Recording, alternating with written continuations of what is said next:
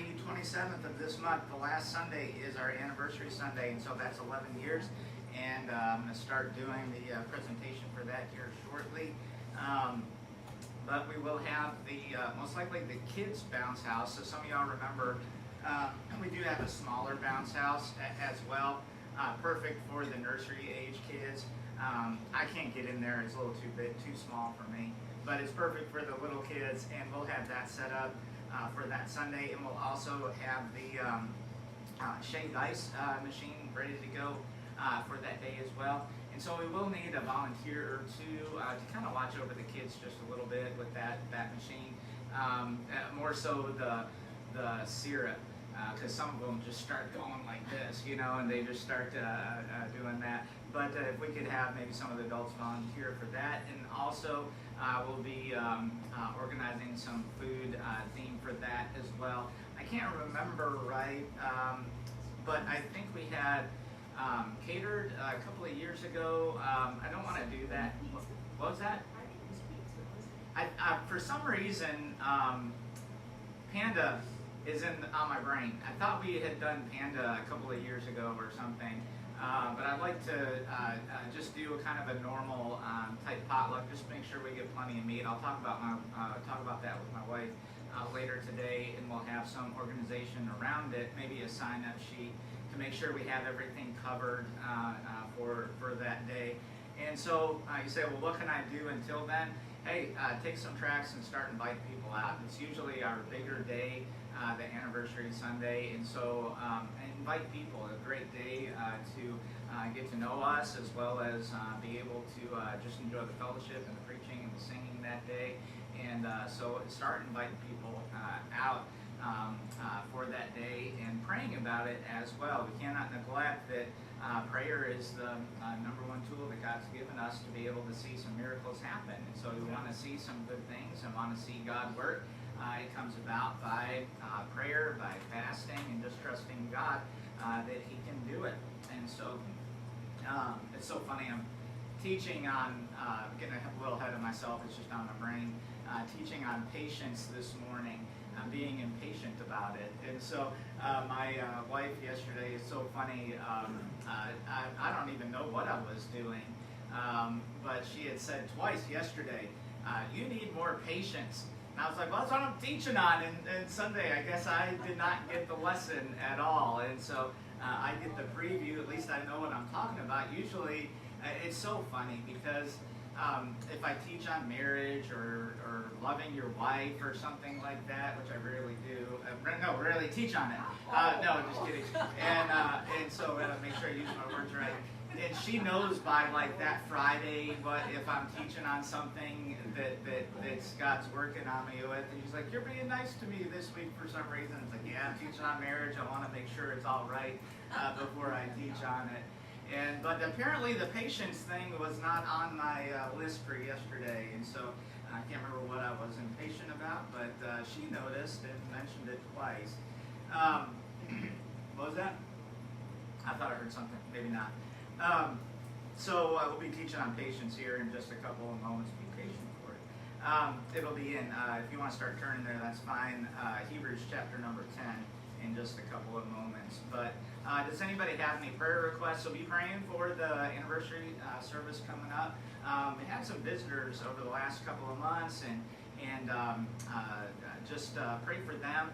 And so John and Tamara, and then a couple others. Pray for Larry as well. And so just some visiting families over the last couple of months, and maybe longer than that. So pray for them. Anybody have any prayer requests? Brother Brian got surgery coming up. Yeah, big surgery there on the 8th, right? On Tuesday. Do you know when you're coming back, or? I come back Wednesday. Oh, pop in a new hip, and just dismissed just like that. No problem. Yeah, and so over there, just a quick hip replacement.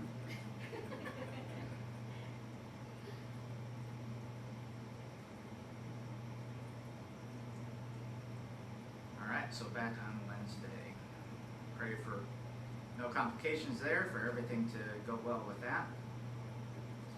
Anybody else? Yes? Yes, we moved to San Diego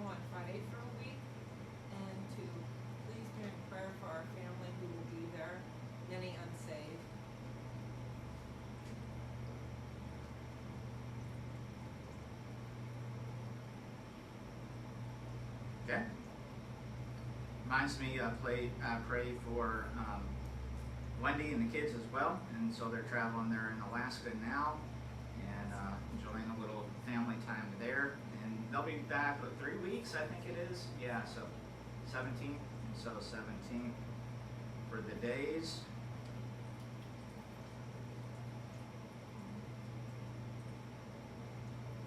Wendy and the kids. Anybody else? Anybody? Okay, Beverly.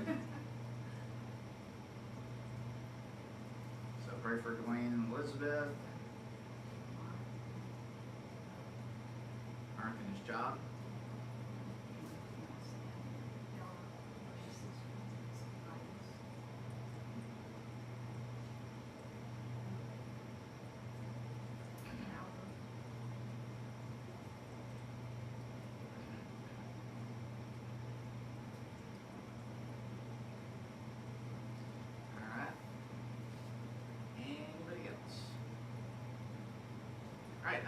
Also, just keep praying for the property next door, working with the company on the conditional use permit, making that go through. I've got to get them an updated plot plan Monday or Tuesday and seeing that progress. And then also on Tuesday as well, we're getting 2 truckloads of cinder soil dropped as well. And I had good news. I was able to mow with a lawnmower the back section, which was a huge blessing. And the mower made it, and I only hit like 2 or 3 rocks, and be able to use it again next week. And so, if you, I will dig up and try and find the old photos of what that property looked like before the bulldozing. And it actually right now, if you go to Google Earth, you can still see all of the trees and everything else. That picture has not been updated since, and so you can still see, kind of what a jungle it was over there. And I will have some other photos for the slideshow on the anniversary service as well. And so be able to see kind of the progress with that. But on Tuesday, we'll have that those 2 truckloads dropped and start spreading that, and be able to get a yard over there for the classes, the kids' classes, and the kids to be able to do some things over there, and be able to do that. So just some little bit week by week progression over there. Anybody else? Anything real quick before we get going here this morning? All right, let's go ahead and pray, and then we'll get through the questions from 2 weeks ago. I skipped it last week, but I do have another quiz over there on the table, and then we'll get in Hebrews chapter number 10 in just a moment. But let's pray. Father, we do love you again. Thank you for the ability to be able to come into your house here today, and maybe watch streaming online, not able to make it here today. We ask that you be with each of the medical needs, the health requests there. We thank you for Brian's surgery on Tuesday. Just thank you in advance for that, and that goes well. We think of Dwayne and Elizabeth and all of those that are sick and just need your healing hand. We ask that you be with Mark and his job, and the salvation requests that were there voiced over the last several weeks of the family members, the friends, the neighbors. We ask for traveling mercies for the days and the plazas as well, and being able to just spend some time with family. And Lord, I pray that you just use them greatly and maybe see some salvations of those family members. And we'll just give you the honor and glory for all of it. Ask that you just continue to bless and guide our church and strengthen us spiritually, financially, numerically, and just have us be the Christians you would have us to be here in this area. I think in Christ's name I pray. Amen. I forgot to mention this as well. I was able to spend a little bit of time grabbing some avocados from the back, and they're in the wheelbarrow over there. And so don't buy avocados. I was at Safeway the other day, and for the same size avocado, the Haas, it was $3 an avocado at Safeway. Just an incredible expense, I think, with that. And so I have literally I'm not going to exaggerate. Hundreds of them are in those trees over there, and so yes. Yeah, we have a hard time. I'm telling you, I mean, every time we turn around, there's always something. We can't sell things, and so that's you can do donations. And it's just kind of that's how most nonprofits around here do things. Is they say, well, you can buy this ticket for $2, and we'll give you these 2 or 3 avocados for free. But it's just crazy the things with it, and so I just what I told my wife earlier this week was just building a fruit stand out there and just posting it online. People come grab it and take a track with them. Attach a track. Maybe we'll do that. Have an avocado to track tying thing or something like that or whatever. But just something to be able to be a help, blessing to the community. There's also some pineapples over there too, and those are white pineapples. They're a little on the smaller side for some reason. I don't know why. It looked like the crop was going to be really big this season, and they kind of fizzled out just a little bit for whatever reason. Probably the dogs playing in the pineapple patch. We have to fix that, but they were all running through it the other day. But and so there's a couple of pineapples over there. Grab those. But there's tons of different avocados, and I was telling Brother Benjamin we've been working on the lot quite a bit over the last several weeks over there. And on the far side, right even with our eye shot right there, is a huge, I think is it Momama?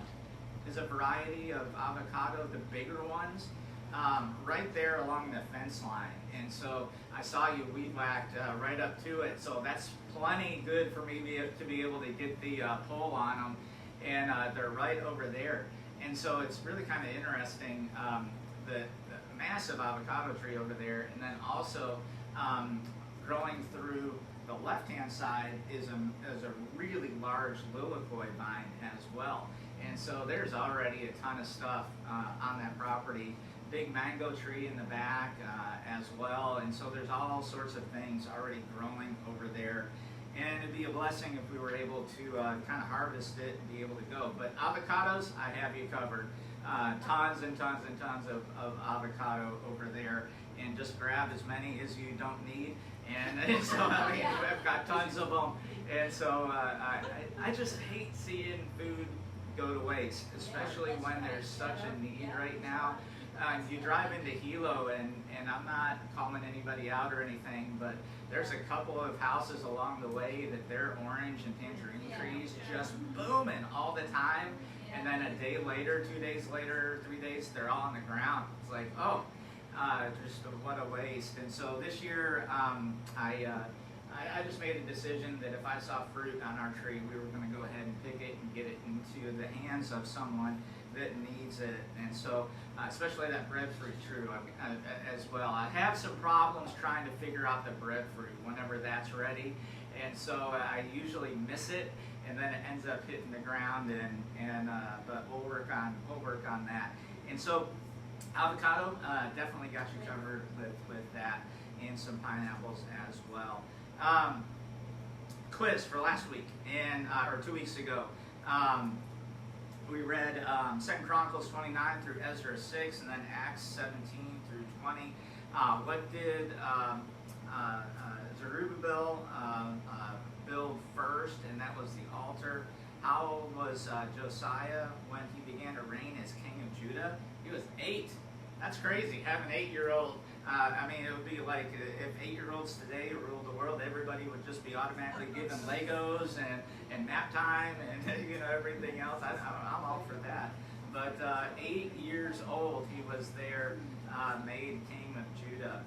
Who did Aquila and Priscilla help learn the way of God more perfectly, and that was Apollos. What happened to Eutychus when Paul was preaching there for that super long time? He ended up falling out of the window. That's why we have short one-story window and ground level here. Nobody falls out. And then how many Israelites did Ezra lead out of captivity? Could have been 1.5 million, could have been 750,000, but it ended up only being 42,360.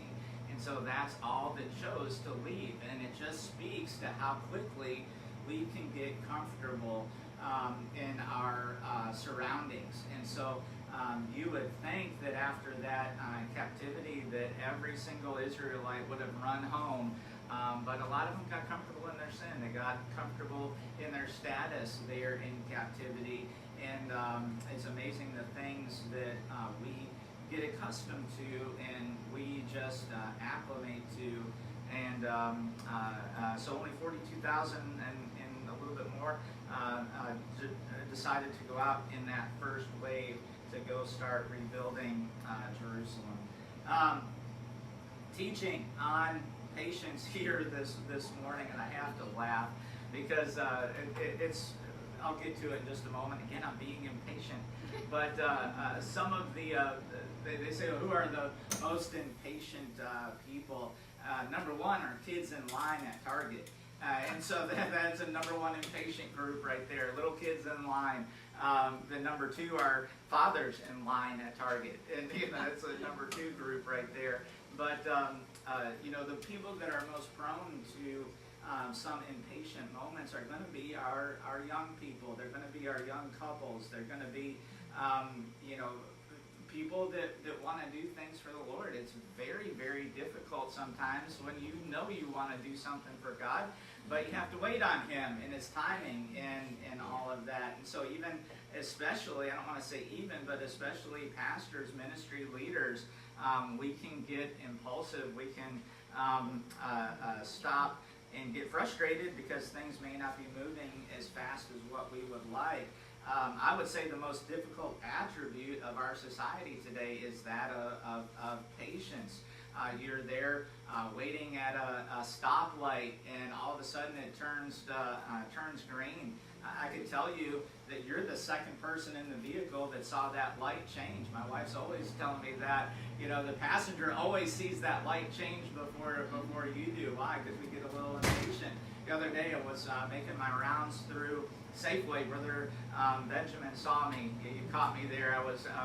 He was there delivering mail at Safeway, and I was making the rounds through there, and I walked in, and the line was too long for me.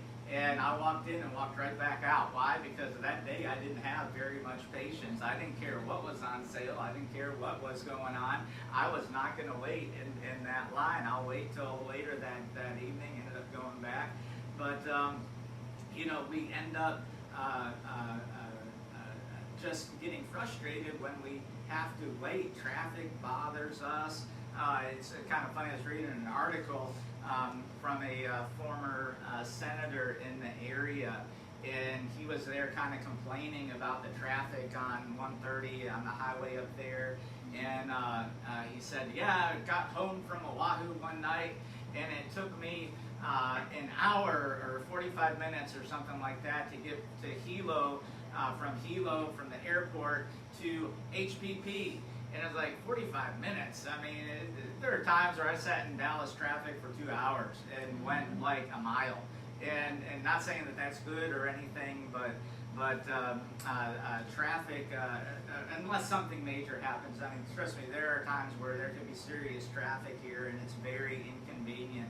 But 5 o'clock traffic here is very, very different than a 5 o'clock traffic virtually any place else. But we don't like waiting. We've got fast food. We've got a whole industry today of DoorDash created. Why? Because we don't want to drive in to go get the food. We don't want to wait in the line. We don't want to do any of that. A couple weeks ago, when I had that eye issue that I went to the emergency room with, I was there terrified, not over the eye issue, but what was I going to do at the emergency room waiting? I couldn't see my phone. I mean, I was just, I had nothing to sit there and do. I was there waiting. When we talk about patience, it's defined as the ability to suffer afflictions, pain, toil, calamity, with a calm, even temper, enduring without murmuring. That's a great one right there. Patience is enduring without complaining. Patience is enduring and being able to maybe suffer through difficult time without, just popping off and losing your temper. It's being able to bear it without complaint. And it's not an overly easy thing to do. But God does notice it. He does notice the Christian that is patient. He notices the church that is patient, waiting on him. Revelation 2:2, speaking of the church at Ephesus, I know thy works and thy labor and thy patience, and how thou canst not bear them which are evil, and thou hast tried them which say they are apostles and are not, and hast found them liars. But God noticed the church at Ephesus and their patience. Revelation 2:19, the church at Thyatira, I know thy works and charity and service and faith and thy patience and thy works, and the last to be more than the first. And so he took note of these two churches and their patience and how they were able to wait on God. And God does notice these things. But not only that, he notices our need for patience, that we need patience. Hebrews 10:36 now. Hebrews 10:36. For ye have need of patience, that after ye have done the will of God, ye might receive the promise. For yet a little while, and he that shall come will come and will not tarry. Now the just shall live by faith, but if any man draw back, my soul shall have no pleasure in him. And so ye have need of patience. God is telling us that we have a need for patience. And so God is always a rewarder for those that are patient, those that wait on him, those that don't complain and murmur while he is there working, those that diligently seek him. And so God blesses doing right. You think of the obedient Christian and how they're living right, praying, serving. God will reward that person with some sort of blessing. But sometimes God doesn't do it immediately. We are, again, in an instant society today. You just think of the progression of our communication in news today. It used to be, news and that was word of mouth. And then you had newspapers come out and be printed. And even back then, you think of the news in the 1800s. By the time you heard something, it could be 6 months to a year later. You think of the Civil War. Hey, there were battles being waged when that thing was over. Because why? People didn't hear about it yet. People didn't know the war was over because back then, to them, it seemed like news traveled fast. But for us, that's not even a snail's pace. And you had news, and then you had that advent of radio, that you were able to have news from Europe being able to be communicated all the way over here to the Americas because of radio. And then you had television, right? Television was a game changer, and now you were able to see your nightly news of what happened. And now you don't even have to wait till the 5 o'clock news. You don't even have to wait till the 10 o'clock news. You just grab your phone and at any time watch the fake news at any time.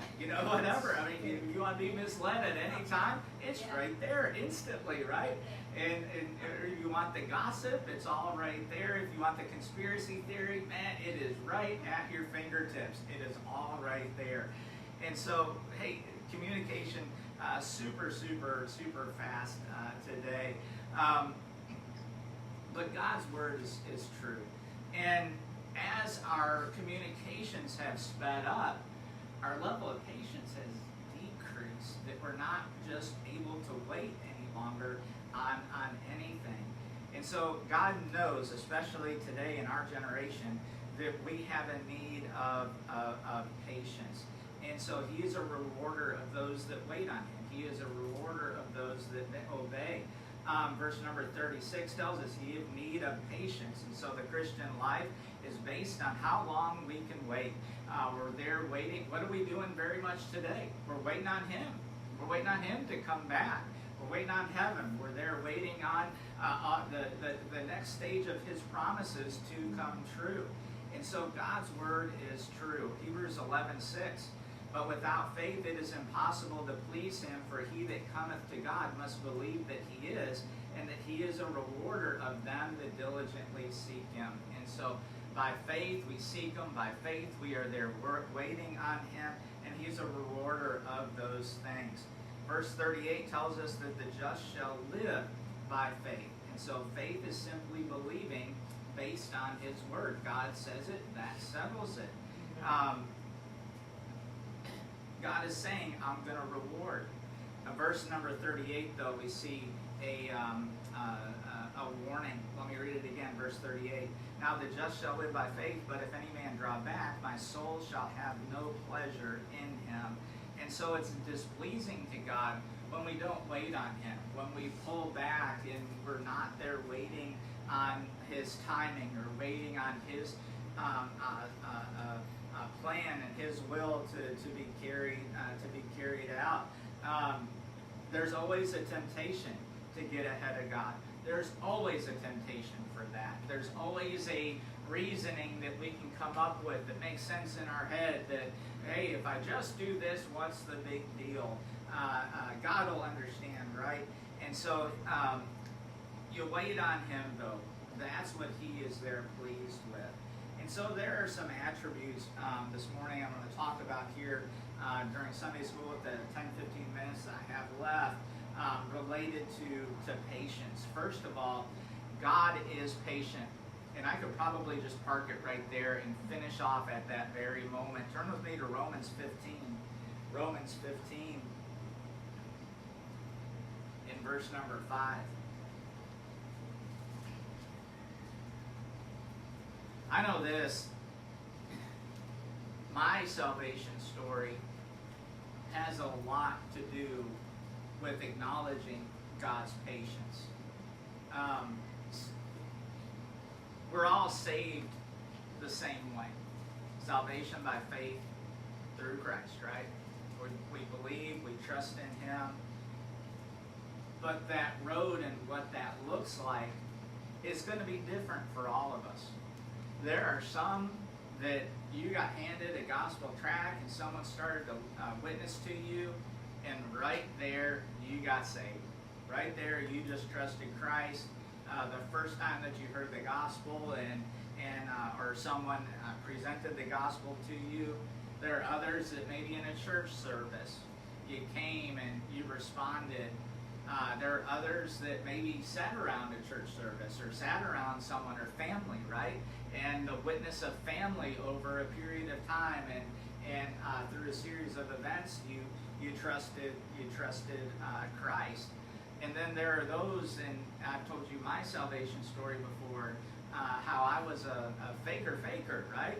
And so I thought I had made a profession of faith, but it just was more head knowledge than any heart knowledge, and I had not trusted him. I was just going through a series of steps, and then got involved in ministry, got involved in church, and I was just playing that game of limbo, and bottom line is I knew I was lost. I knew I wasn't saved, and God during that time was very patient with me.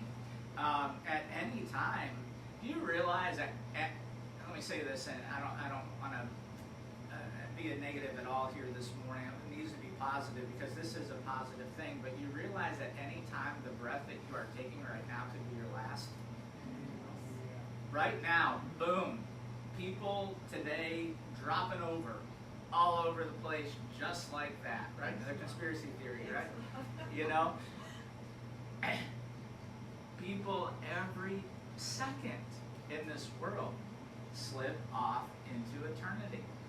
And we don't give that any sort of thought. Hey, if we gave just that very thought some thought, I guarantee you the things that we argue about would be a lot different. The thing that we probably wouldn't be arguing, we probably wouldn't be complaining, we probably wouldn't be murmuring when we thought, hey, this last thought that I'm having now could be the last one I have here on earth. Do I really want to waste it on something so trivial? Do I want to waste it on something so just irrelevant? God is patient, and I'm thankful for that. I'm here today because he is patient. In Romans 15 and verse number 5, now the God of patience and consolation grant you to be like-minded one toward another according to Christ Jesus.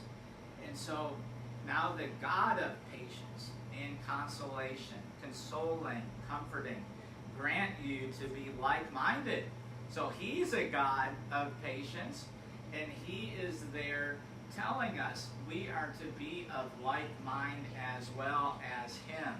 And so we are to be patient as well. You think of Jesus and the disciples. Jesus is always going to be our supreme example here on earth.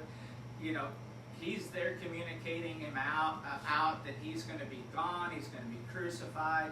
He was there with them for those 3 years, and then what do? They leave him in the garden, they fall asleep, and as he's there telling them, hey, I'm going to be crucified, hey, I'm going to be gone for a while, what do they respond with? Who's the greatest amongst us? You know, if you're there as the teacher, have you ever tried to teach someone something and communicate out something that you think is really important, and they're just not getting it? They're thinking their mind is someplace totally different. It's like, oh, look, a bird, you know, whatever. And you're there, hey, I'm trying to help you here, right?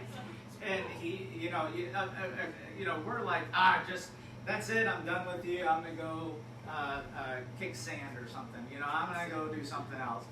Jesus was so patient with them. I think that the 40 days after the resurrection, I think all that time proves the patience that of Christ, and that he was so committed. I mean, committed doesn't even do, that word doesn't even do it justified how much patience he had with them. And in us today, it hasn't ended. Luke 8:15. Luke 8:15. Luke 8:15 says, but that on the good ground are they which in an honest and good heart, having heard the word, keep it and bring forth fruit with patience. God is patient. We are to be patient. You want to be a fruit bearer. One of the things that I'm getting kind of impatient with is in talking to the planners and the county planners and everything else, and the conditional use permit guy and all that other stuff. One of the things that we're outlining is some capacity of farming over on the property next door. And you want to talk about patience. Farming, right there. Whole bunch of patience right there with that. And I'm there thinking, okay, what can yield the quickest? What can grow the most? You want to talk about patience? Hey, plant a baby fruit tree. Just something small like that. And I when I first came, we started doing things around the property, and someone gave us a little fruit tree as a housewarming gift, our old neighbor. And I put that thing in the ground, and 4 days later, I'm out there, where's the fruit? Put it in the ground. It's like, why is that orange tree not oranging? You know, where's the fruit? And it has now been, how long have we been here? That was 2016 in the house. So 7 years now we've been here. That thing finally has got like 5 oranges on them. And if your kids go by that fruit tree and shake it, we're going to have words, okay? Because I've been waiting a long time for that fruit tree to fruit, okay? And it's got these little things with it. I'm like, I don't even know if they've been there for months now. You know, I'm like, maybe that's just it, you know, whatever. And I think in the 7 years, at random, that thing has produced 1 major fruit. And I don't even know what happened to it. I got so tired of waiting for it. Yeah. I can't help but think that in one hand we pray, like God said, pray without ceasing. Yeah. For maybe decades for a loved one. Yeah. But then here, I don't want to wait 25 seconds for the microwave. That's right. And it's pretty sad, but That's right. We face that every day. Yep, absolutely. We had I was getting ready this last year to completely mow down and rip out some of those fruit trees in the back that haven't produced, that we bought, that haven't produced anything. And I have a soursop tree back there. And God's a sense of humor. I mean, he is absolutely, to say God doesn't have a sense of humor, you are emphatically up and down wrong. And so I'm there I'm there building this plan in my head, and I'm like, okay, that's it. This year, any tree that doesn't produce, it's gone. It's out of there. I'm going to replace it with something. And literally, I was mowing back there a month or two ago, and one soursop. One started growing on that tree. And I was like, okay, it's saved. You know, I did a thing with God, and we made a deal. Anything that doesn't produce at least one thing is gone this year. And virtually all of them have produced literally like one fruit on it. It's just kind of funny, God's sense of humor with that. But as Brother Klaus had said, you know, we will pray and we will pray and we will pray. But then, you know, the simple things like waiting on a microwave, or simple things waiting on traffic or Safeway or whatever it may be, we just get so riled up with it, and we don't. But God is patient. God is absolutely patient with us. You think of how many times we told him no prior to our salvation. We think of how many times maybe we have been backslidden. We're saved, but maybe our walk with him isn't where it should. And our mistakes and things that we know that we should not have done, but we went ahead and did them anyway. And he's patient with our growth, which kind of goes back to the fruit trees and the planting and things like that. Hey, you want to learn a real biblical examples by way of growth, start trying to grow things in your own yard. You'll see that things, you can have two areas of corn side by side. One of them takes off and the other doesn't. You can have two fruit trees come from the same bunch, same place. One takes off and the other doesn't. And so, hey, things grow at different rates. Things grow at different times. And the point is we need to be patient and just continue to wait on God. And he waits on us. We wait on him. And so Jesus, our supreme example of patience, but then also God, hid by his traits, ingrained in us as well. The expectation is we are to be like-minded toward one another. Let's go back to that real quick. When I was supposed to have a two-parter, we didn't finish something last week. I forgot about that. Whatever. I needed this one. So this one must have been just for me. And so maybe we'll go back. We're going to have two-parters here that we need to get. It's like everything else. I don't finish anything. So my wife will attest to that. And so get it almost done, but you know, that last part. But God is patient. He is there waiting. But then also we think of the reward that comes. Hebrews 12:1. Hebrews 12:1. We'll get ready to finish up right here. Patience is the ability to wait for the reward. What I was going to say, while you're turning there to Hebrews 12:1, let me finish off the thought in Romans 15 now. Now the God of patience and consolation grant you to be like-minded one toward another. Let me put emphasis on that before we move forward. We are to be patient with each other. I had made reference of something like plants or whatever. Hey, we are to be patient one toward another. Spouses especially. Be patient one toward another as we are there growing and as we are there getting closer and we are growing in the Lord. We need to be patient one with another and realize that we do make mistakes. Realize that we do fall down one for another as well. And instead of that partner being there the partner is there to help. The partner is there to encourage. So many times I've seen couples end up tearing each other apart when they could be building each other up. And so part of that patience is always building and growing together. But then we'll finish off with Hebrews 12:1. Wherefore, seeing we also are compassed about with so great a cloud of witnesses, let us lay aside every weight and the sin which doth so easily beset us, and let us run with patience the race that is set before us. And so how are we supposed to run? You ever seen sprinters? Oh, the anguish, the running, the pain on your face. No, that's not the type of running that we are supposed to be. Their patience. not hurriedly, but rather steady, with an eye on Christ. And so what does the Bible say?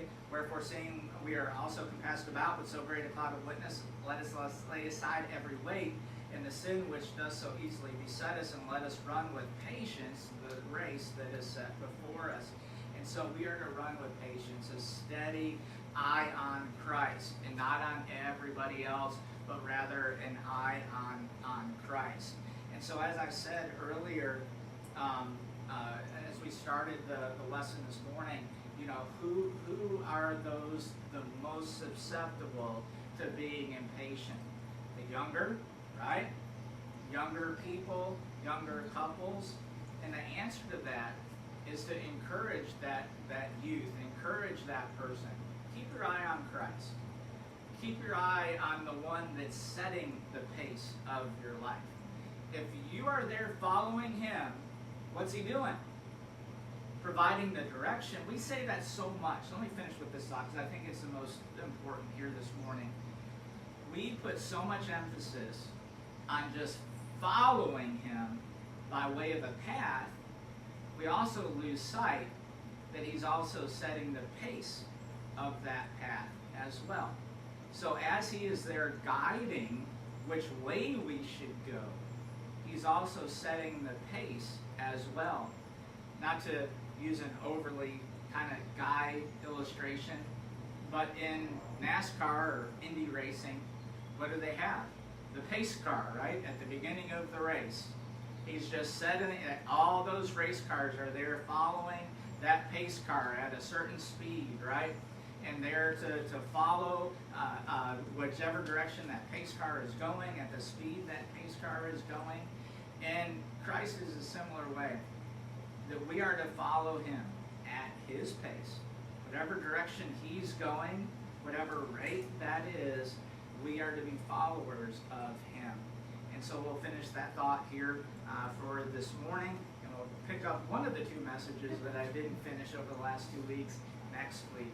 And so let's pray. Father, we do love you again. We thank you for the opportunity to gather this morning. I ask you just help us on the subject of patience, and understand that the trials that we go through are there to strengthen us, there to increase our patience, for us to be able to bear greater and greater burdens, be able to serve you better, be able to finish our race in the course in which you've set us upon. Ask that you just help those still traveling in, get here this morning for the main service, and help us with our fellowship today, our singing, the preaching, and just have it all be centered around you. All these things in Christ's name I pray. Amen.